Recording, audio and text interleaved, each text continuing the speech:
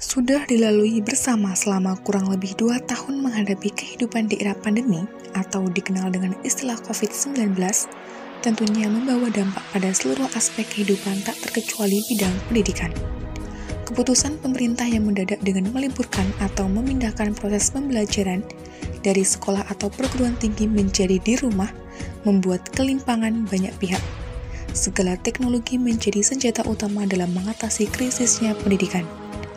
Bagaimana sejarah pendidikan di era pandemi selama 2 tahun terakhir, bagaimana ringkasan perjalanan pendidikan di era pandemi, dan bagaimana kilas balik pandemi membawa dinamika di bidang pendidikan.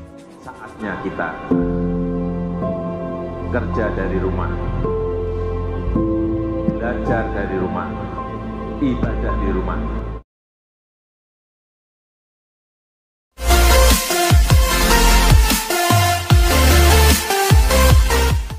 Assalamualaikum warahmatullahi wabarakatuh. Selamat pagi, happy morning sahabat. Salam sehat dan salam sejahtera dimanapun kalian berada. Bagaimana kabarnya sahabat? Apakah dalam keadaan sehat atau ada yang sedang sakit hari ini? Ya, Sofi selalu doakan semoga sahabat semua selalu diberikan kesehatan dan dalam lindungan Tuhan ya. Amin. Alhamdulillah jumpa kembali dengan saya Sofi Andriani dalam acara yang dinanti-nantikan yaitu Podcast BBM, Bincang-Bincang Mahasiswa. Wow, senang sekali rasanya saya dapat hadir menemani kalian dengan mengusung tema kali ini yang sangat menarik dan tentunya berdasarkan kisah nyata ya. Nah, kira-kira apa sih topik yang akan kita perbincangkan hari ini? Ya, betul sekali. Topik hari ini adalah 2 tahun pandemi COVID-19. Beginilah ringkasan sejarah perjalanan pendidikan di perguruan tinggi hingga menjadi mahasiswa akhir. Jadi kita akan sharing, mengulas, mereview dengan seksama terkait dengan perjalanan pendidikan, terutama di perguruan tinggi selama 2 tahun terakhir ini. Nah, tak usah berlama-lama lagi, karena hari ini adalah hari yang sangat spesial, karena saya tidak berjomblo ya tentunya.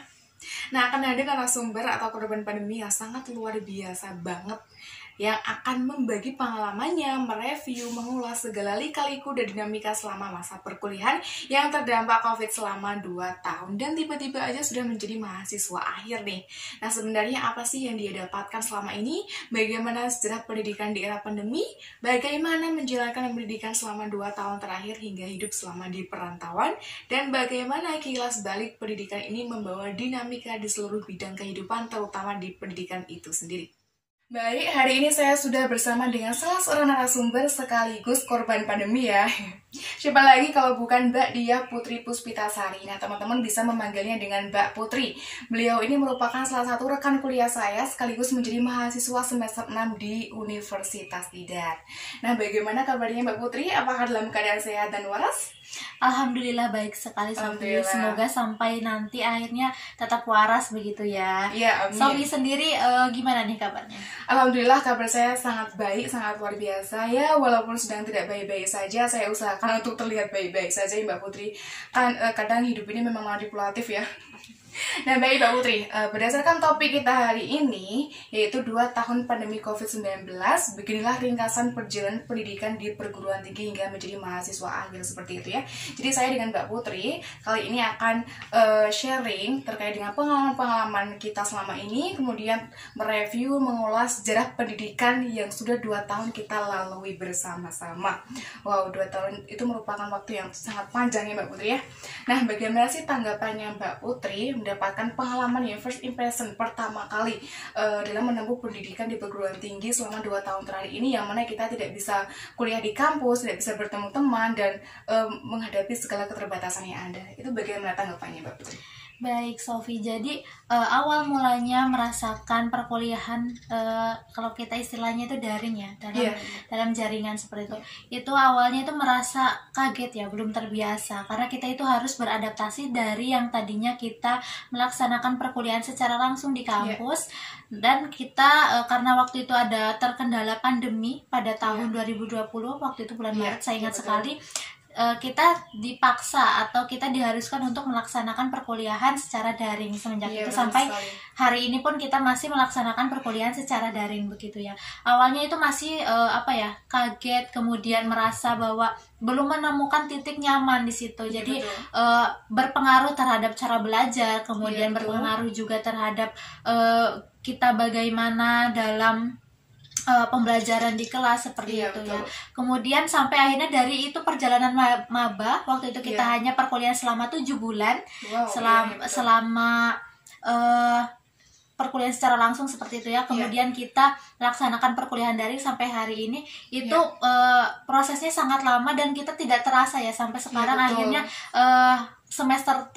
udah hampir semester akhir kita masih melaksanakan perkuliahan daring seperti itu. Jadi merupakan hal yang istilahnya pengalaman baru seperti itu. Ya. Jadi Mbak Putri ini kaget ya. Saya sama Mbak Putri ini merupakan mahasiswa baru angkatan 2019. Nah, waktu itu kita melaksanakan kuliah secara luring di kampus hanya 8 bulan. Selebihnya sampai sekarang kita semester 6 daring terus ya Mbak Putri ya. Jadi kayak benar-benar kaget kita dihadapkan pada kondisi dan situasi yang begitu sangat fenomenal karena adanya pandemi COVID-19 seperti itu ya Mbak Putri ya. Nah lalu kemudian nih terkait dengan pembelajaran secara daring ini kan otomatis banyak kendalanya, dan pembelajaran daring ini kan menuntut kita untuk melek teknologi ya. Melek teknologi, kita harus bisa memanfaatkan teknologi yang sebelumnya kita belajar juga sangat terbatas kayak gitu. Nah ada nggak sih kendala? Tetap ada ya kendalanya dalam mengoperasikan teknologi ini sebagai senjata utama kita dalam melaksanakan proses kegiatan belajar mengajar.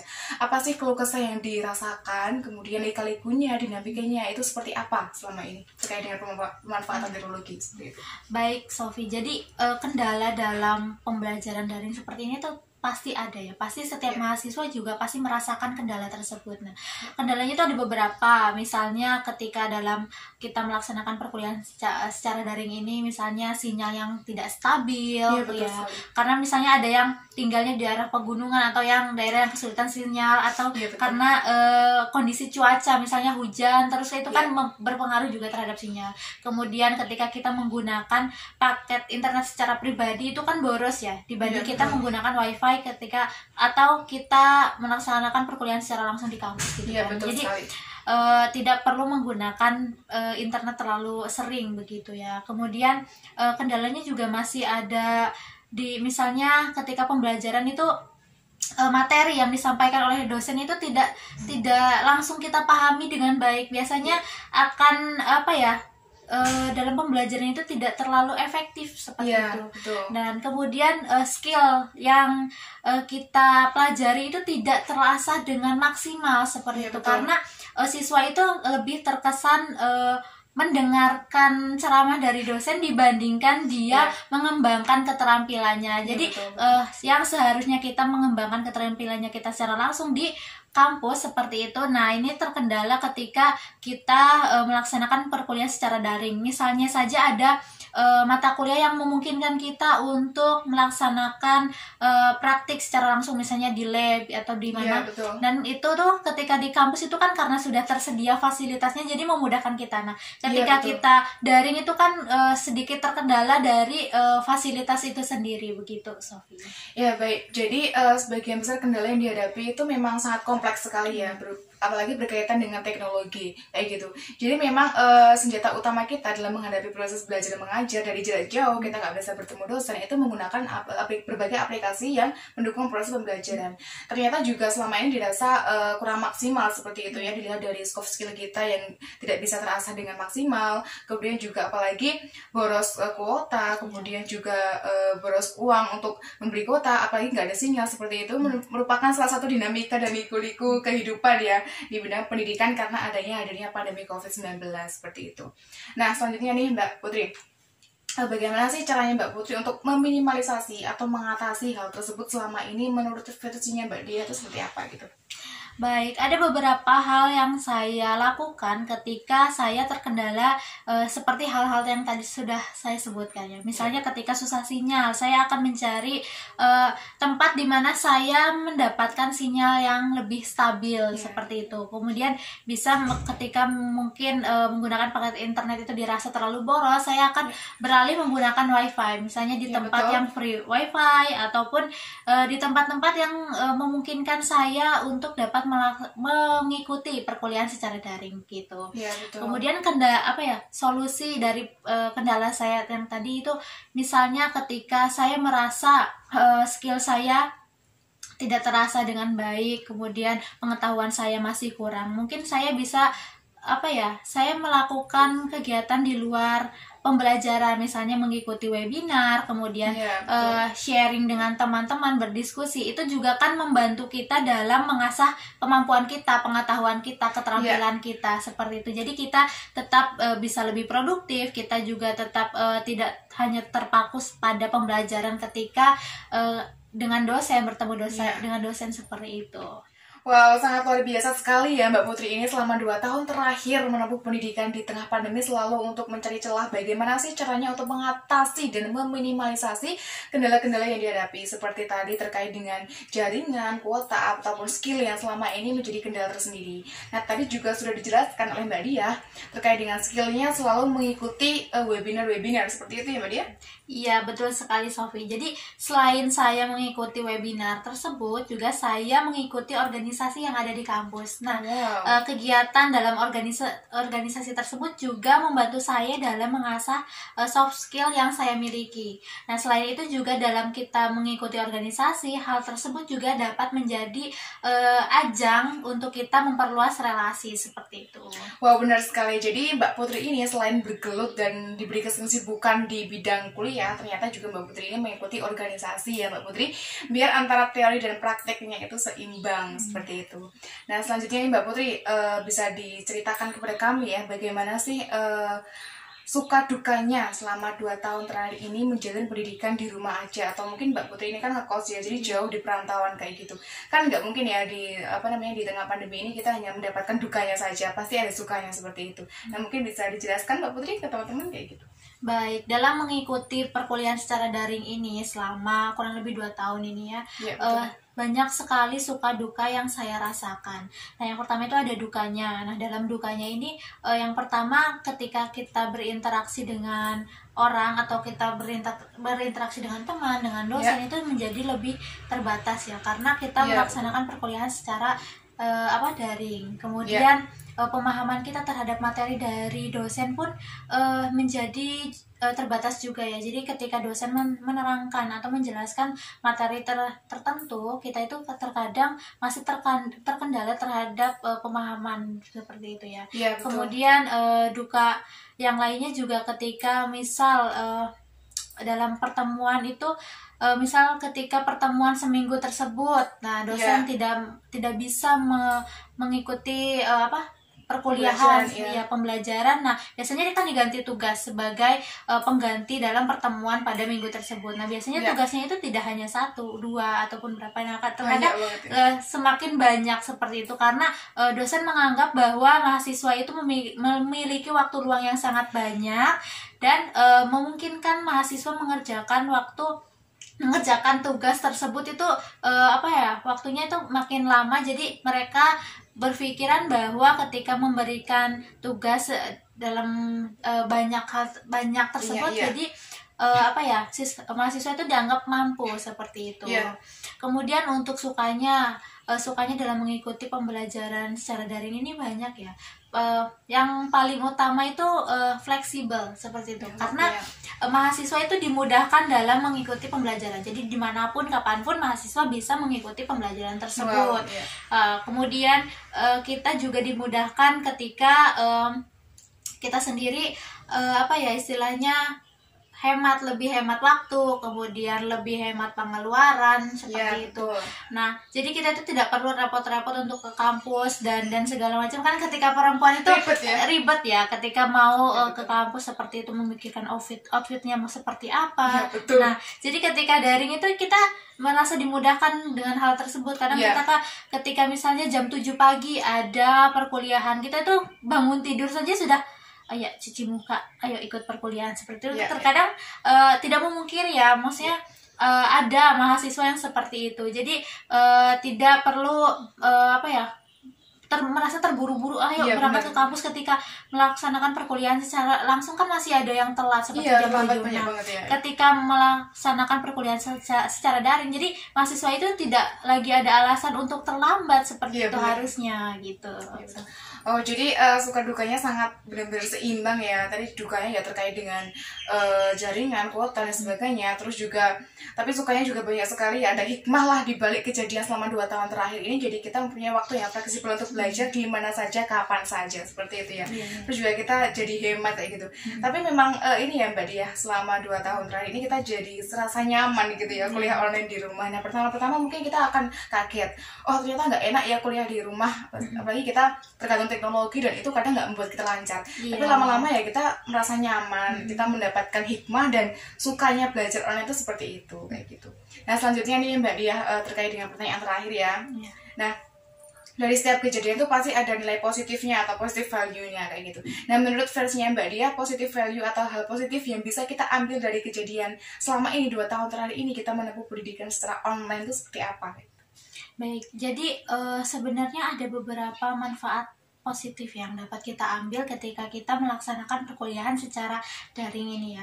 Ada beberapa. Yang pertama, kita dapat melaksanakan atau mengikuti perkuliahan itu di mana saja dan kapan saja. Jadi seperti yang tadi sudah saya sebutkan ya, menjadi lebih fleksibel seperti itu. Jadi memudahkan siswa dalam mengikuti pembelajaran seperti itu. Yang kedua itu mendorong kita untuk belajar secara mandiri. Jadi kita itu diberikan kemudahan, diberikan waktu yang cukup panjang, cukup banyak untuk kita dalam mengembangkan keterampilannya kita, terus memperluas pengetahuannya kita. Jadi kita juga bisa belajar secara otodidak seperti itu. Jadi kita tidak hanya terpaku pada pembelajaran di kelas seperti itu. Betul sekali.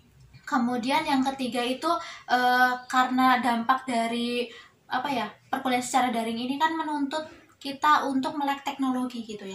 Adanya perkembangan teknologi pada saat ini itu tentu menjadi hal positif untuk kita dan memudahkan kita dalam mengikuti pembelajaran. Jadi mahasiswa itu dituntut untuk melek teknologi. Jadi yang tadinya tidak bisa menggunakan gawai ataupun laptop dengan baik, jadi mereka itu dituntut untuk mengikuti atau menggunakan teknologi tersebut dengan sangat bijak, dengan sangat baik. Seperti itu ya. Jadi ketika misalnya kita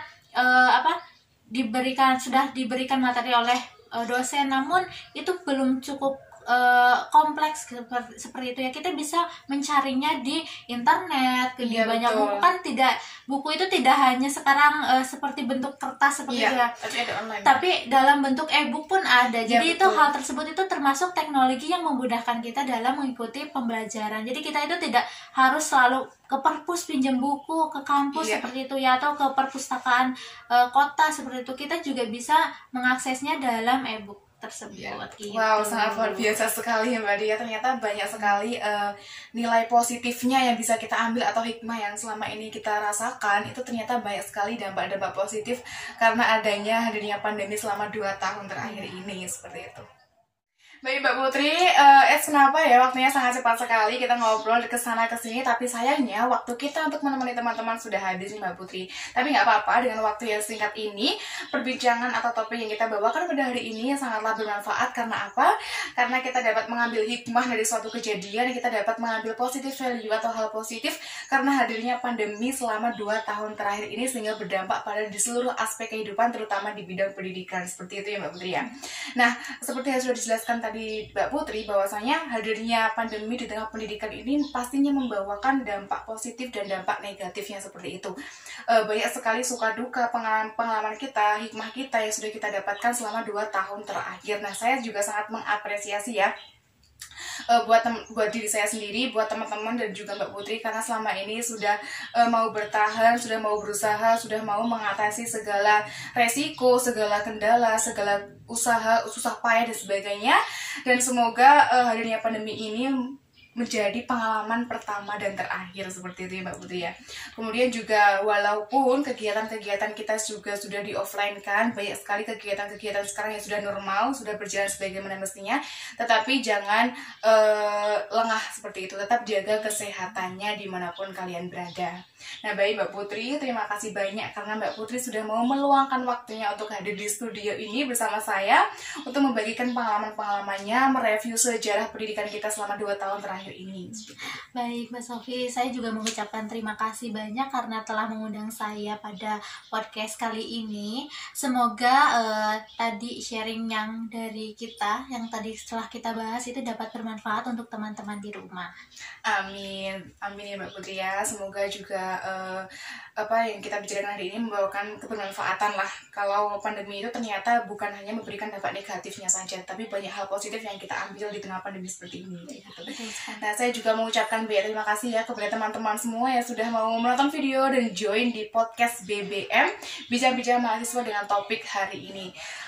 Selamat menjalankan aktivitasnya kembali, kemudian juga sampai bertemu kembali di episode selanjutnya dengan topik dan pembahasan yang lebih menarik. Saya Sofi Andriani selaku Master of Ceremony undur diri. Wassalamualaikum warahmatullahi wabarakatuh.